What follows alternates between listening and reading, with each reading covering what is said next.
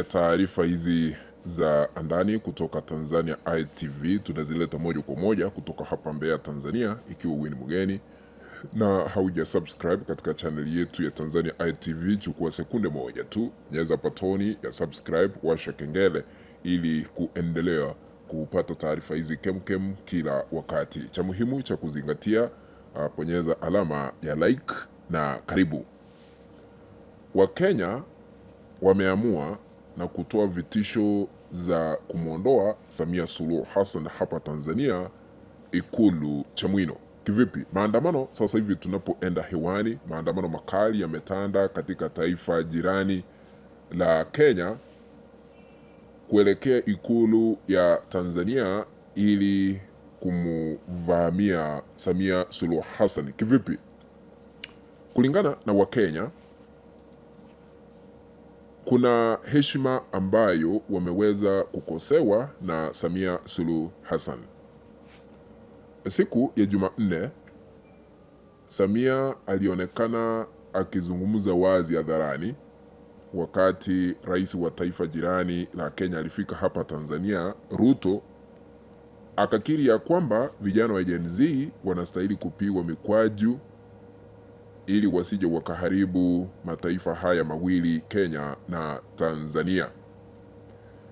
Matamshi hayo yamesababisha maandamano makali kutanda katika mitandao ya kijamii, huku Wakenya wakilalamika kwa kumlaumu Samia Suluhu Hassan na kusema uongozi wake ni wa kiimla, sio kama uongozi wa Kenya, kwa sababu wanalindwa na katiba, na angekuwa Kenya angekuwa ameondolewa mamlakani. Sasa wanaandamana katika mitandao ya kijamii huku wakimkosoa Samia Suluhu Hassan kwa matamshi ambayo aliyoyatoa mbele ya rais wa Kenya anaitwa William Ruto.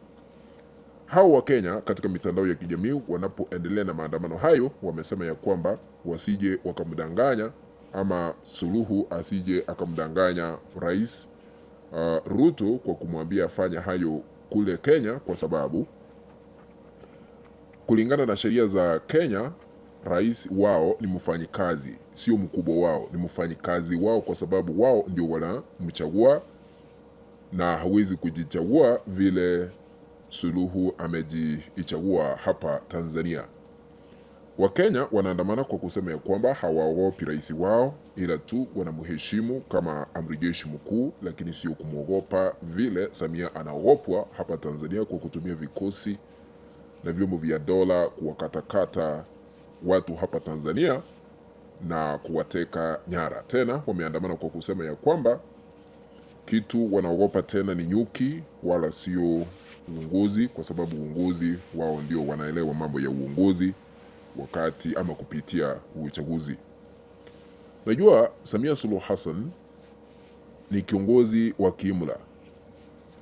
Kile ambacho wanazungumza kinaamuliwa, sio kama taifa la Kenya. Uongozi wa kiimla ulikuwa taifa la Kenya wakati wa enzi zile za rais mstaafu marehemu Daniel Toroitich Arap Moi, lakini baada ya katiba kubadilishwa mwaka 2010 mambo yalibadilika.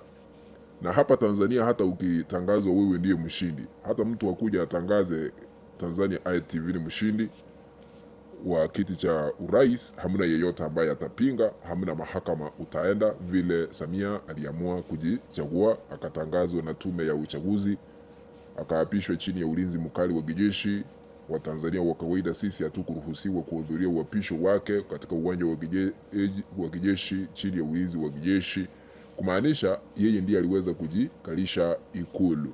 Kwa hivyo ndio maana anatoa amri kile ambacho kinatolewa. Lakini mahakama ya Afrika iliweza kutoa amri kwamba ndani ya miezi 12 katiba mpya inastahili kupitishwa hapa Tanzania ili kuruhusu wa Tanzania kuwa na haki ya kuzungumza, kuwa na haki ya demokrasia, kuwa na haki ya uwajibikaji hapa na pale, kwa sababu sasa hivi tunaongozwa na mtu mmoja ambaye anaamua cha kufanya, kwa sababu analindwa na sheria na katiba ya mwaka 1977 ambayo inastahili kuondolewa ama kubadilishwa, kwa sababu inakandamiza wa Tanzania na wamekuwa wakikandamizwa kwa muda mrefu sasa. Kwa hivyo Samia Suluhu Hassan yale ambayo anayoyatoa kutoka kinywani mwake hapa Tanzania yanaweza kufanya kazi, lakini mataifa mengine sio siri hayawezi kufanya kazi, kwa sababu nchi zingine ziko na sheria zao za kutumia haswa kuendesha masuala muhimu ya uongozi. Ikumbukwe ya kwamba rais wa taifa jirani la Kenya William Ruto alikuja hapa Tanzania kwa ziara yake rasmi ya maendeleo. Kuanzia juzi hadi leo yupo, lakini tuliona hata huyu rais wetu wa kimla anamkosoa, wakati yule rais mwenzake wa Kenya Ruto alitoa ahadi kwamba ujenzi wa kiwanda cha kusafisha mafuta kitajengwa kule Tanga. Samia akasimama akasema hajui hayo. Najua uongozi wa kimla, hata wakati unataka kupewa usaidizi uone kama usaidizi huo utafanya kazi, kwa sababu amenyimwa misaada, na kimbelembele yake ndio inasababisha Marekani ikajiondoa kutuma misaada, Uswidi ikajiondoa kutuma misaada, Canada ikajiondoa kutuma misaada, amri kutolewa kutoka kwa bunge la Ulaya, bunge la ama Umoja wa Mataifa wa mataifa ndio kutoa amri kwamba Tundu Lissu aachiliwe. Huyu rais wetu akashupaza shingo, hataki kuongea, hataki kumwachilia huru.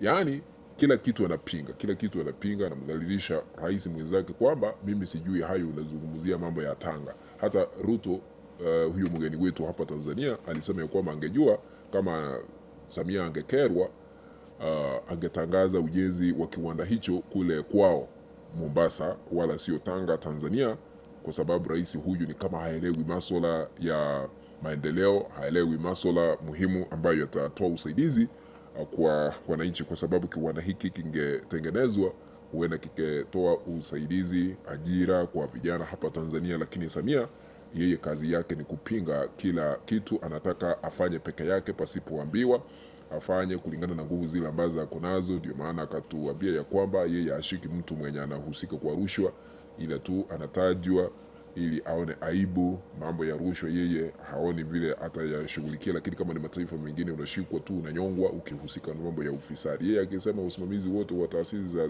serikali wakihusika kwa ufisadi watatajwa majina yao ili waone aibu. Aibu gani? Huyu rais wetu tunastahili kumuombea, kwa sababu anaposimama kuzungumza kuna madhara anafanya ambayo hayawezi kustahimili maendeleo hapa Tanzania. Tutaendelea kufuatilia vile Wakenya wataamua, maana wametoa vitisho zao na kumuonya sana kwa nguvu huyu Samia Suluhu Hassan. Naomba nitamatishie hapo, lakini ikiwa hauja subscribe, chukua sekunde moja ya mwisho, bonyeza button ya subscribe, washa kengele ili kuendelea kupata taarifa hizi kemkem kila wakati, na kwaheri.